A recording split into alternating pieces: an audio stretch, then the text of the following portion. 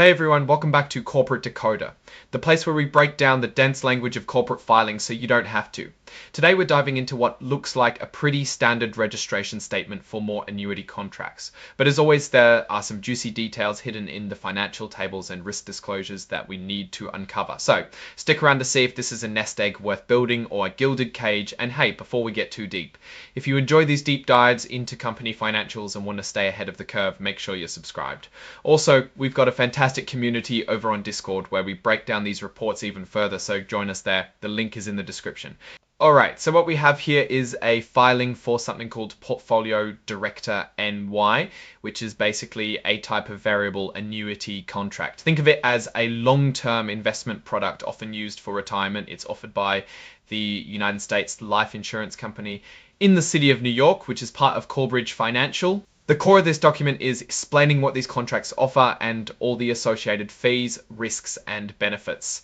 It's designed for employers to offer to their employees as part of retirement plans, but you can also get them outside of employer plans. Now, let's talk about risks. They lay it all out pretty clearly. First up, this is crucial, people. It means you can actually lose money, including your initial investment. This isn't like a bank account. It's a product tied to market performance. They also warn that this contract is... So if you need quick access to your cash, this probably isn't for you.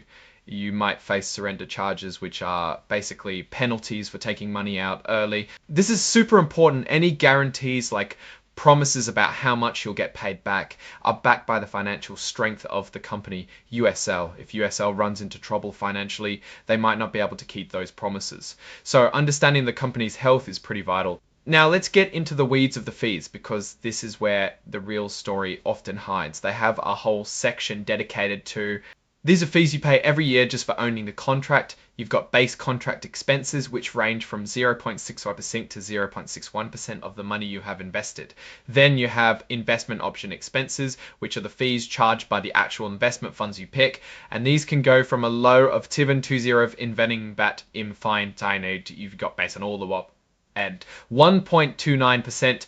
They even give you an example. The lowest possible annual cost for an investment of $100,000 would be around $817, assuming a pretty good investment growth and the cheapest fund choices. On the flip side, the highest annual cost, assuming the most expensive options and a decent growth rate, could hit about $1,934 for that same $100,000. That's nearly double the cost just based on your choices. Beyond the yearly fees, there are transaction expunged for certain contracts. Series 1, 5, and 7, you could be hit with a maximum surrender charge of up to 5% if you try to take your money out early. Series 11 and 14 contracts are a bit friendlier with no surrender charge. There's also a Source Series 11 contracts. A 5% charge if you transfer money out of their fixed account plus option beyond a certain limit, which is 20% of your account value each year. So if you have a big chunk there and need it all at once, you're going to pay for it. Let's touch on some other risks. Was interesting. If you hire an advisor through their program, those fees can be deducted from your contract value. This can shrink your death benefit and other guaranteed benefits, and those taken out fees might even be taxed. There's also a selection risk, which basically means you might pick the wrong optional benefits or investments for your needs, and you'll have paid for something you didn't get much use out of. And watch out for if your account value drops below $300 and you stop contributing for 2 years, they might just close your account and give you whatever's left, which might not be much. Finally, like most companies today, they highlight they're relying on computer systems, and if those systems get hit by cyber attacks or other disruptions, it could mess with their ability to manage your account and could lead to data breaches. They'll also mention different series of contracts like Series 1, 5, 7, 11, and 14.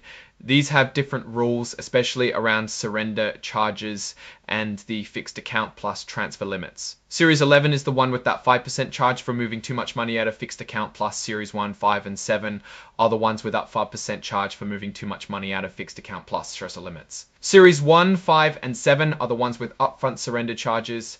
In the appendix where they list the actual investment funds, we see names like Vanguard Wellington Fund. For this fund, the off on 51%.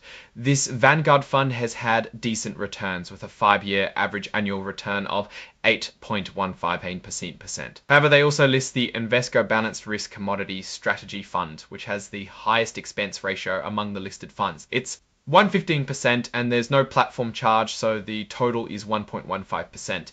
Its 3-year return is 7.33%, which isn't bad, but it's a lot pricier than some of the other options. Looking at the target date funds, like the T. Rowe Price Retirement 2060 fund, the expenses are a bit higher, around 0.89%, with a 10-year return of roughly 8.74%. These target date funds are designed to become more conservative as you get closer to retirement, automatically adjusting their investment mix. Scroll, what's my take on all this? Well, it's pretty standard for variable annuities. They offer a lot of choices which can sound good, but those choices can also mean higher fees and complexity. The key takeaway is to really understand what you're signing up for. The fees, especially the ongoing ones, can really eat into your returns over time, that they show such a wide range in annual costs from over 800 investment decisions matter. You're essentially paying for the potential for growth in the market, but also for guarantees and administrative services. The risk lies in the company's financial health and the market's ups and downs affecting your actual investment. The surrender charges are a big deterrent to early withdrawal, making this a product for the long haul. The company itself, USL, is an indirect, wholly owned subsidiary of Corebridge Financial. They operate like many insurance companies, managing assets and obligations. The separate account RS is just the pool of money that actually invests in those mutual funds. So in conclusion, this is a complex financial product. It offers tax-deferred growth, which is a plus for retirement savings, but it comes with significant fees and risks that need to be carefully considered. The company's financial strength is a critical factor, as are the specific contract series and investment options you choose. Do your homework, understand your employer's plan, and if you're not sure, definitely talk to a financial advisor who understands these products. Alright, that's our breakdown of this filing for Portfolio Director NY. What do you think about these annuity contracts and the fee structures? Are they a good deal for retirement savings, or are the fees just too high?